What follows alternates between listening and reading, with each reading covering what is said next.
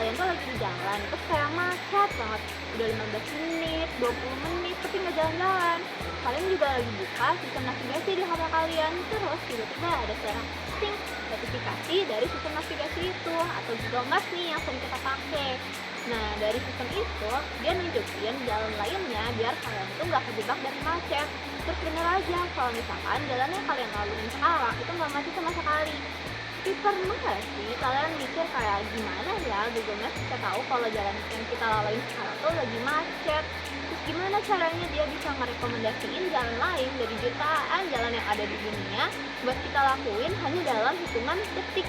Nah, di sini kita bakal bahas mengenai algoritma ataupun program sederhana yang dipakai di Google Maps untuk merekomendasikan jalan ke kalian atau memberikan notifikasi kalau misalkan jalan yang kalian mau lalui itu macet loh.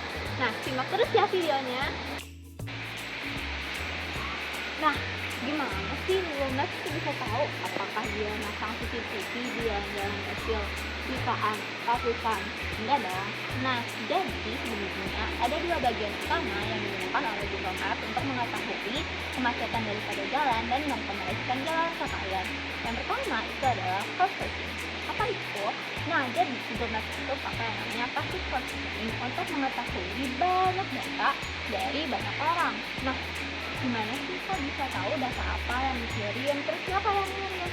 Sebenarnya kalau misalkan kalian itu membuka aplikasi navigasi atau Google Maps di HP kalian dan kalian itu menyalakan lokasi kalian, nah kalau kayak gitu kalian secara anonim itu akan mengirimkan titik kalian berada dan juga kecepatan daripada kalian berjalan. Kalau misalkan kalian itu berjalan 10 km per jam di jalan yang harusnya 60 km per jam dan ada ratusan orang yang melakukan hal yang sama, maka Google Maps itu akan melakukan kalkulasi secara cepat untuk menghitung dan juga menotifikasi kalian bahwa oh kayaknya jalanan ini tuh macet deh, berarti harus dikasih nih jalan yang selanjutnya biar terhindar dari macet ini. Nah, yang kedua adalah machine learning. Kalau tadi misalkan passive processing itu digunakan untuk melihat data sekarang, kalau machine learning itu digunakan untuk memprediksi bagaimana kondisi jalanan di masa depan nanti. Nah, tapi gimana ya dia memprediksi apakah dia punya? Enggak dong. Jadi, kalau misalkan di machine learning, dia itu akan dilatih dengan data historis. Misalkan di jam-jam tertentu jalanan itu suka macet karena itu merupakan jam kerja atau jam pulang kerja. Nah, dari data-data historis tersebut dia akan mempelajari dan nantinya akan mempengaruhi user untuk melihat bahwa oh jalanan ini tuh macet loh kalau di jam segini. Tapi bukan tentang jamnya doang, dia juga akan melihat bagaimana kondisi ketika sedang hujan, terus habis itu juga lagi musim lebaran atau musim liburan. Dia tuh bisa memprediksi loh kalau misalkan jalanan ini pasti macet. Jadi dia akan memberikan kalian notifikasi. Google itu bekerja sama dengan divisi AI mereka yang disebut dengan DeepMind menggunakan algoritma Deep Neural Network untuk memprediksi jalanan yang sedang macet berdasarkan data historis yang mereka simpan dari crowdsourcing tadi. Nah, dari data historis ini juga mereka bisa melihat nih kalau misalkan ada kecelakaan yang ada di jalan, terus misalkan ada perbaikan yang juga dapat melihat kemacetan yang mungkin terjadi di beberapa waktu kemudian. Jadi sebenarnya Google Maps itu tidak hanya melihat bagaimana kondisi sekarang. Dari machine learning-nya, dia itu dapat mempertimbangkan bagaimana kondisi jalan di masa depan atau dengan kata lain memprediksinya. Nah, setelah tahu mana jalan yang macet, mana yang enggak, kita selanjutnya untuk menentukan rute mana yang terbaik nih. Tapi gimana ya Google Maps bisa tahu rute mana yang terbaik kalau jalanan di dunia ini aja banyak banget. Nah, kalau misalkan di pemrograman, semua sistem itu bisa kita jelaskan dengan konsep yang disebut dengan graf.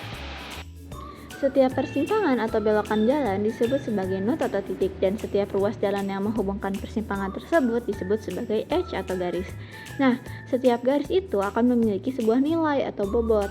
Di dalam Google Maps, bobot ini bukan jarak dalam meter, melainkan waktu tempuh dalam menit. Untuk menyelesaikan kegiatan digital ini digunakanlah sebuah algoritma yang kita sebut dengan algoritma Dijkstra. Algoritma Dijkstra itu bekerja dengan cara memeriksa semua kemungkinan jalur dari titik awal Anda secara bertahap. Nah, dia itu akan menghitung total akumulasi waktu tempuh dari setiap belokan jalan. jalur yang memiliki total bobot waktu paling kecil ketika mencapai titik tujuan, itulah yang akan dipilih sebagai rute utama. Lihat bagaimana logika ini diimplementasikan ke dalam kode pemrograman. Di bahasa machine learning, para insinyur itu banyak menggunakan bahasa Python untuk melatih komputer. Itu contohnya ya. Nah, di mana data cuaca, jam, dan juga hari libur itu dimasukkan sebagai matriks kondisi. Kemudian, algoritma itu akan belajar mengenali kapan puncak kemacetan itu terjadi. Di sini, di tahap 1 akan ada pengumpulan data historis. Anggap ini merupakan jutaan data dari core searching Google Maps selama bertahun-tahun yang telah dilakukan. Lalu sini ada fitur dari jam, akhir pekannya itu apakah dia kerja atau libur, lalu hujan, apakah cerah atau hujan. Di sini merupakan sampel daripada datanya. Lalu di tahap 2 itu ada proses belajar atau training. Di sini program itu akan memisahkan mana kondisi dan juga mana hasilnya. Kita menggunakan algoritma random forest untuk mencari pola di balik data. Algoritma ini sudah tersedia di library Python-nya itu sendiri. Lalu di tahap 3, di sini akan ada simulasi mengenai bagaimana Google Maps itu memprediksi kemacetan di masa depan. Kita di sini akan meminta AI atau machine learning-nya untuk menebak gimana macetnya besok. Kalau besok itu hari kerja, nah jam 8 sore dan BMKG bilang kalau akan hujan deras. Itu merupakan kondisi saat ini. Nah, ketika kita jalankan, maka akan muncul bahwa kondisi saat ini yaitu jam 18.00 hari kerja dan juga hujan. Maka prediksi tingkat kemacetannya itu sekitar 87%. Sistem merespon bahwa jalur merah mencari rute alternatif dengan menggunakan algoritma Dijkstra. Sistem pencarian rute yang membutuhkan kecepatan eksekusi super cepat di server, logika matematika dari teori graf yang telah dijelaskan itu ditulis dalam bahasa pemrograman tingkat tinggi seperti C. Nah, kode program itu akan melakukan perulangan ribuan kali per detik, membandingkan setiap jalan dan juga alternatifnya, serta memastikan tidak ada pembagian angka dengan nol atau error memori saat mencari rute alternatif untuk Anda. Nah, berikut merupakan bagaimana algoritma pencarian rute dalam bahasa C. Ini merupakan potongan daripada programnya. Di sini terdapat fungsi untuk mencari rute tercepat.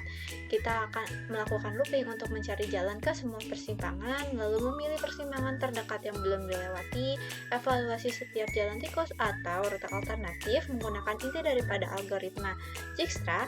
Lalu jika lewat jalan alternatif ini, waktu tempuhnya bakal lebih kecil atau lebih cepat. Nah, di sini kita juga akan mengupdate rekor waktu tercepatnya. Dengan kita menggunakan sistem navigasi itu sebenarnya banyak banget loh data dari orang yang kirim ke server. Lalu dengan menggunakan kecerdasan buatan dan juga algoritma yang super cepat, itu semua bisa menyelamatkan kita semua dari kemacetan. Nah, sekian video kali ini. Terima kasih sudah menonton.